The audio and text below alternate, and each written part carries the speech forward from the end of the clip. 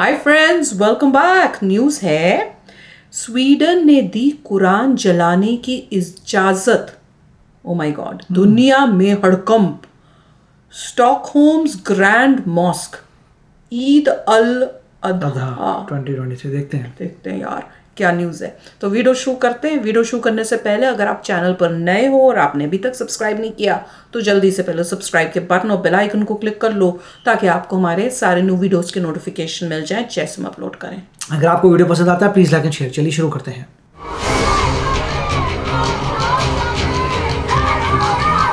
यूरोपीय देश स्वीडन से एक ऐसी खबर आई है जो दुनिया में हड़कंप मचा देगी। स्वीडन में एक बार फिर कुरान जलाने की तैयारी की जा रही है। स्वीडन की पुलिस ने कहा है कि उन्होंने एक व्यक्ति को प्रदर्शन के दौरान कुरान जलाने की इजाजत दे भी दी है। इस व्यक्ति ने आवेदन किया था कि उसे स्वीडन की राजधानी स्टॉकहोम की मुख्य मस्जिद के सामने कुरान जलाने की इजाजत दी जाए और अब इस व्यक्ति को यह इजाजत मिल गई है। ये व्यक्ति पहले भी कुरान जलाने की कोशिश कर चुका है, लेकिन सबसे बड़ा सवाल है कि स्वीडन में इस व्यक्ति ने कुरान जलाने की इजाजत क्यों मांगी है और ये व्यक्ति कौन है। सवाल ये भी है कि स्वीडन की पुलिस ने इस व्यक्ति को कुरान जलाने की इजाजत किस आधार पर दी है। इस वीडियो में आपको सब कुछ बताएंगे। दरअसल ये पूरा विवाद नाटो संगठन के विस्तार से जुड़ा है। रूस यूक्रेन युद्ध के बाद से ही नाटो के विस्तार की बात की जा रही है। इसी कड़ी में फिनलैंड और स्वीडन नाटो के सदस्य बनना चाहते थे, लेकिन तुर्की ने फिनलैंड और खास तौर पर स्वीडन के नाटो में शामिल होने का विरोध किया। हालांकि तुर्की ने कुछ समय बाद फिनलैंड को नाटो में शामिल होने की इजाजत दे दी। फिनलैंड नाटो का 31वां सदस्य बन भी गया, लेकिन स्वीडन का मामला अभी तक अटका हुआ है। तुर्की का कहना है कि स्वीडन कुर्द आतंकवादियों को समर्थन देता है। तुर्की कुर्द आतंकवादियों को अपना दुश्मन मानता है, इसीलिए तुर्की स्वीडन को नाटो में शामिल होने की इजाजत नहीं दे रहा। आपको बता दें कि किसी भी देश को नाटो में शामिल होने के लिए सभी नाटो सदस्य देशों की मंजूरी चाहिए होती है, लेकिन तुर्की स्वीडन को मंजूरी नहीं दे रहा। इसी के बाद से स्वीडन में तुर्की के खिलाफ विरोध प्रदर्शन बढ़ गए। तुर्की का इस्लामिक देश होने की वजह से इन विरोध प्रदर्शनों ने धार्मिक एंगल भी ले लिया। जनवरी में स्वीडन की राजधानी स्टॉकहोम में तुर्की दूतावास के सामने कुरान जला दी गई, जिसके बाद शहर में दंगे जैसा माहौल हो गया। कई मुस्लिम देशों ने इसका विरोध किया। स्वीडन पुलिस ने कुरान जलाने वालों पर एक्शन लिया और विरोध प्रदर्शनों में कुरान जलाने पर बैन लगा दिया। लेकिन अब स्वीडन में साल्वन मोमिक नाम के एक शख्स ने बकरीद के दिन मस्जिद के बाहर कुरान जलाने की मांग की है। स्वीडन में यह विरोध अचानक इसलिए उठा है क्योंकि जुलाई के महीने में नाटो की एक बड़ी बैठक होने वाली है। स्वीडन को लग रहा है कि तुर्की एक बार फिर उसकी सदस्यता का समर्थन नहीं करेगा। इसी नाराजगी में साल्वन मोमिका ने कुरान जलाने की मांग की थी। साल्वन मोमिका की मांग पर अब स्वीडन की एक कोर्ट ने पुलिस का बैन हटा दिया है। इसका सीधा मतलब यह है कि कोर्ट ने इस शख्स को स्वीडन की राजधानी स्टॉकहोम्स की एक मस्जिद के सामने कुरान जलाने की इजाजत दे दी है। कोर्ट के आदेश के बाद अब पुलिस ने भी इस शख्स को कुरान जलाने की इजाजत दे दी है। वैसे तो पुलिस का मानना है कि ऐसा करने से दूसरे देशों के साथ संबंधों पर असर पड़ सकता है, लॉ एंड ऑर्डर की स्थिति खराब हो सकती है, लेकिन सिर्फ इसी आधार पर इस व्यक्ति की मांग को रद्द नहीं किया जा सकता। स्वीडन में फ्रीडम ऑफ एक्सप्रेशन को काफी ज्यादा तवज्जो दी जाती है, इसीलिए इस शख्स की मांग मान ली गई है। स्वीडन पुलिस ने मस्जिद के बाहर सिक्योरिटी बढ़ा दी है। इस शख्स ने कुरान जलाने के लिए बुधवार का समय मांगा था।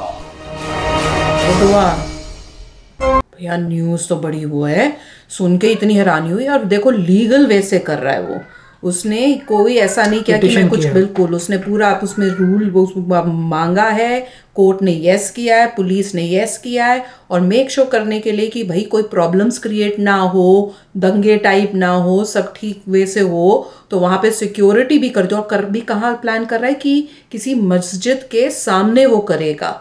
और ये क्यों हो रहा है? क्योंकि टर्की जो है वो इनको नेटो में घुसने नहीं दे रहा है। और टर्की जो है, मैं तो ये सोच रही हूँ, वो टर्की जो FATF में है वो उसमें इतनी हिम्मत हो रही है कि वो नेटो में घुसा हुआ है और नेटो में वो मना कर रहा है, जिसकी वजह से सारी प्रॉब्लम क्रिएट हो रही है। अब ये जो फिनलैंड के टाइम की उसने यस बोली, कोई पता नहीं कोई ऐसी डीलिंग की हो, पैसे लिए हो, कुछ किया अंदर से नहीं, मगर कंट्री से कि मैं तभी तुमको अंदर आने दूंगा। देखिए मुझे पता नहीं कि कैसे जाएगा। इसका मतलब ये है कि आप कह रहे हैं ये गवर्नमेंट है, उस गवर्नमेंट स्वीडन है, उसका कोर्ट है, उस कोर्ट ने ओके किया कि आप किसी और की रिलीजियस बुक को उसी रिलीजियस इंस्टीट्यूशन के सामने जला सकते हैं in the name of freedom of expression, right.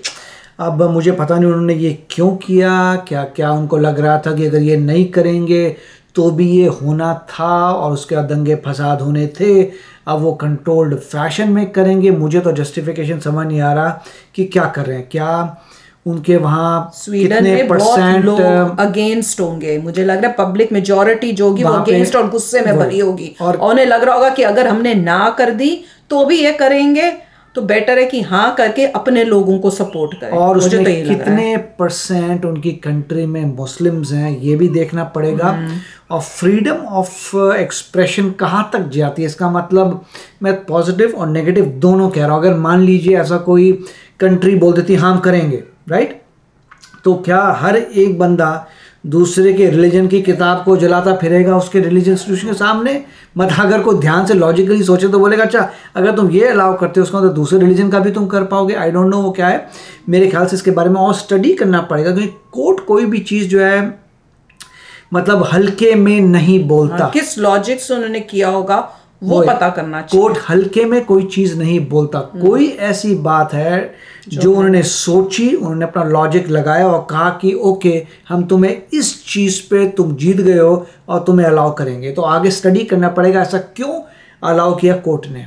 कमाल की न्यूज़। और ये ट्रू है कि टर्की ने काफ़ी समय से टर्की अगेंस्ट था फिनलैंड के और स्वीडन के, क्योंकि टर्की इन अ वे आप कह सकते हैं अलाइंड भी है रशिया से, भी आर्म्स एंड एम्युनिशन लेता है।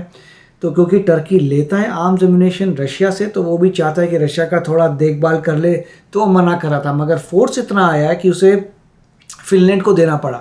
अभी भी फोर्स आ जाए। अगर इतना कुछ होता है कि टर्की बहुत ही प्रॉब्लम्स करता है, तो ये भी हो सकता है कि यूरोपियन कंट्रीज धीरे धीरे साइड लाइन करने लग जाएं टर्की को, अपने बेसिस निकालने लग जाएं या रूल्स ही चेंज करा दें विया वोटिंग कि हम रूल्स चेंज कर रहे हैं नेटो के।